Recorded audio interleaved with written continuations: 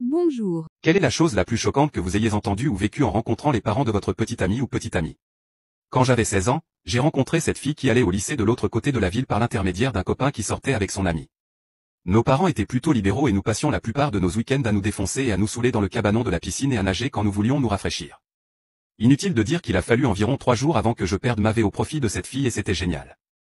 Voilà le truc, quand tu as 16 ans et que tu trouves une fille qui est prête à se faire plaisir, tu ne laisses jamais tomber. J'étais immédiatement son petit ami.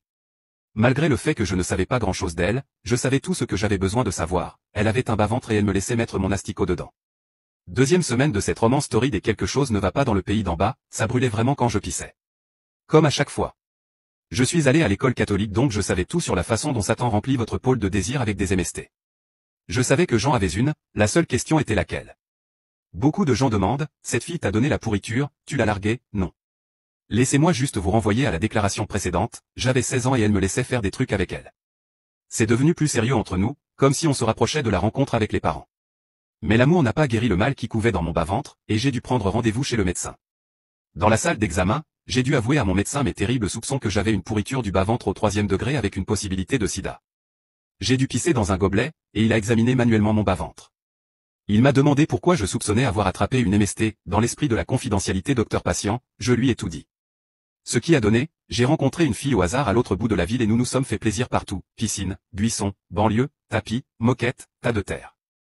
Je ne sais pas grand-chose d'elle, mais si elle est prête à se faire plaisir, c'est qu'elle est probablement une chienne.